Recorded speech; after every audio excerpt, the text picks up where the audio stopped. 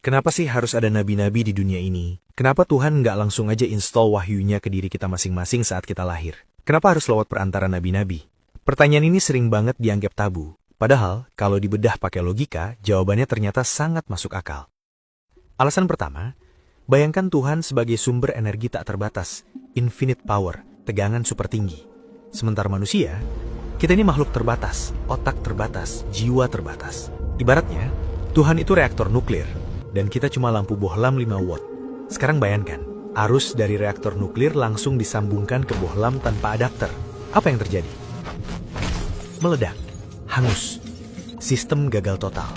Artinya, manusia butuh adapter, butuh transformator yang bisa menerima tegangan tinggi, lalu menerjemahkannya ke bahasa kita. Dan disitulah peran Nabi. Manusia terpilih yang hardware jiwanya sudah siap. Mereka menerima wahyu, lalu menyampaikannya ke kita dalam bentuk yang bisa dipahami. Kalau gitu, bisa dong Tuhan bikin kita kuat nerima wahyu langsung? Bisa, tapi coba bayangkan, Tuhan membisikkan wahyu ke 8 miliar manusia secara personal. Apa yang terjadi? Chaos, kekacauan total. Semua orang akan memiliki tafsir yang berbeda-beda sesuai dengan hatinya masing-masing. Nggak netral, dan semua orang akan merasa paling benar. Karena itu Tuhan memilih satu orang, diverifikasi dengan mukjizat, lalu orang ini jadi standar objektif. Kalau kita ragu, kita cek ke dia, bukan cek ke perasaan masing-masing. Terus, dari mana kita tahu kalau itu beneran nabi yang diutus sama Tuhan? Gimana cara kita bedainnya? Disinilah Tuhan kasih fitur authentication code atau kode verifikasi ke para nabi. Kita mengenalnya sebagai mukjizat. Mukjizat itu bukan sulap. Mukjizat adalah akses level admin yang bisa membypass hukum alam yang dikunci buat manusia biasa. Itu adalah cara Tuhan bilang ke manusia kalau orang ini bawa mandat resmi. Jadi, mukjizat itu adalah tanda pengenal resmi. Karena tanpa admin key ini, klaim kenabian itu invalid atau nggak sah. Oke, kalau gitu, kenapa nggak satu nabi aja dari awal sampai kiamat? Ini yang disebut software update. Bayangkan hukum atau aturan Tuhan itu kayak OS atau operating system. Misalnya, Nabi Adam itu bawa OS Windows 95. Kenapa? Karena masalah manusia saat itu masih basic. Belum ada perbankan global, belum ada rekayasa genetika. Kalau aturan zaman Nabi Adam dipakai buat ngurusin masalah kripto atau bioetik hari ini, ya nggak akan kompatibel. Makanya, Tuhan mengirim nabi secara bertahap, dan tiap nabi bawa update-nya masing-masing. Karena Tuhan itu pendidik, Tuhan ngajarin manusia pelan-pelan sesuai kurikulum kelasnya. Terus, bedanya nabi sama rasul apa? Kan sama-sama utusan. Jawabannya ada di skala job desk dan level update-nya. Tugas nabi mengingatkan kembali aturan lama, tanpa merubah sistem inti. Jadi OS-nya tetap sama, cuma diperbaiki errornya. Sedangkan Rasul itu ibarat major update, kayak update dari Windows 10 ke Windows 11. Rasul datang bawa kitab baru dan hukum baru. Makanya jumlah Rasul jauh lebih sedikit, karena major update nggak terjadi setiap hari. Kenapa semua nabi diutusnya di Timur Tengah? Kenapa nggak di Antartika? Ini murni karena masalah geopolitik dan strategi distribusi. Coba lihat peta dunia kuno. Timur Tengah itu satu-satunya wilayah daratan yang menghubungkan 3 benua sekaligus, yaitu Asia, Afrika, dan Eropa. Timur Tengah adalah ruang tamu dunia, atau hub servernya peradaban. Karena jalur sutra lewat situ, pedagang dari China, India, Romawi, Mesir, semua meet up di situ. Jadi Tuhan taruh pemancarnya, atau nabi, di tengah keramaian itu. Ibarat pasang router wifi ya taruh di tengah rumah kan, bukan di pojok gudang. Jadi, lokasi itu dipilih karena fungsinya yang strategis, bukan karena rasnya. Tapi bukan berarti Tuhan nggak pasang server lokal di tempat lain. Karena di agama Islam disebutkan, dan tidak ada suatu umat pun melainkan telah ada padanya seorang pemberi peringatan. Artinya, ada kemungkinan besar Tuhan juga ngirim nabi ke suku Inka, ke tanah Jawa, ke China, atau ke Eropa kuno. Tapi mungkin skala mereka adalah local admin. Tugasnya spesifik untuk kaum itu aja, tapi head office dan press release utamanya dipusatkan di jalur tersibuk dunia biar gampang diakses. Terus, kalau sumbernya satu dari Tuhan, kenapa nama agamanya beda-beda? Kenapa nggak satu nama aja dari awal? Jadi, sebenarnya pesan inti semua nabi sama, yaitu tunduklah kepada Tuhan yang satu.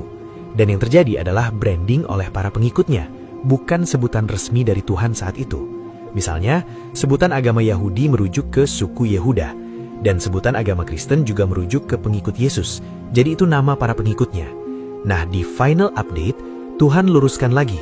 Sebutannya bukan ke nama nabi, tapi ke kata kerja, yaitu Islam, yang artinya berserah diri.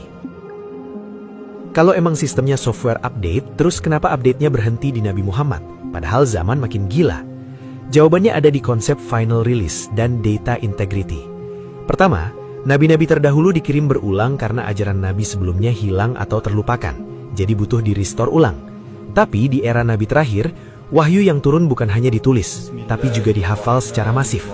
Al-Quran dijaga dengan sistem blockchain manual, dihafal miliaran orang dengan persis sama. Karena itu, source code-nya masih murni dan terjaga. Itu adalah tanda kepercayaan Allah Subhanahu wa Ta'ala kepada intelektualitas manusia akhir zaman. Yang kedua adalah kedewasaan manusia. Ibarat orang tua mendidik anak, waktu balita harus dituntun tangannya. Tapi ketika anak sudah dewasa, orang tua cukup kasih prinsip dasar atau core values. Sisanya, gunakan akalmu. Nabi Muhammad SAW sebagai nabi dan rasul terakhir nggak bawa aturan teknis kaku untuk setiap hal kecil, tapi membawa prinsip universal. Karena Allah Subhanahu wa Ta'ala menganggap akal manusia sudah cukup matang untuk melakukan ijtihad atau mengambil prinsip dari Al-Quran lalu menerapkannya ke masalah modern pakai logika. Jadi dengan bekal manual terlengkap yaitu Al-Quran dan contoh terbaik yaitu sunnah, manusia sudah bisa lulus untuk mengelola hidup dan buminya dengan akal sehat. Terus, validasinya apa kalau kitab Al-Quran yang berumur 1400 tahun ini masih kompatibel dengan masalah modern kayak kripto, AI, atau mental health? Yang pertama, Al-Quran itu jenius karena tidak bicara teknis kaku, tapi bicara algoritma.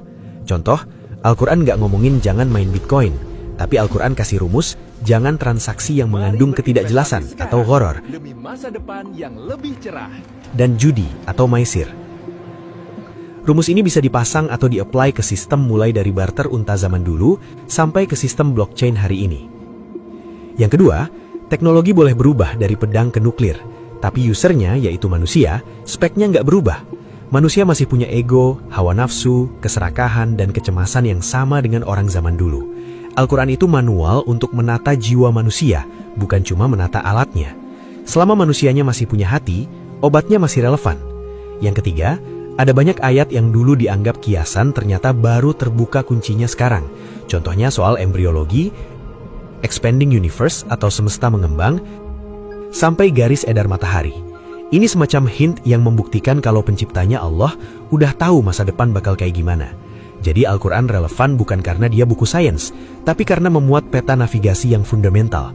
Zaman bisa berubah, tapi arah utara dan selatan di kompas gak pernah berubah. Yang keempat, Al-Quran itu rahmat untuk alam semesta, karena sapaannya adalah wahai manusia atau ya ayyuhan nas. Kalau kitab terdahulu, sapaan utamanya sangat spesifik untuk kaum tertentu. Ini adalah transisi dari sistem exclusive membership menjadi open public access. Sistem ini bukan dongeng, tapi sebuah rancangan manajemen kehidupan yang jenius. Gimana menurut kalian? Coba diskusi di kolom komentar ya.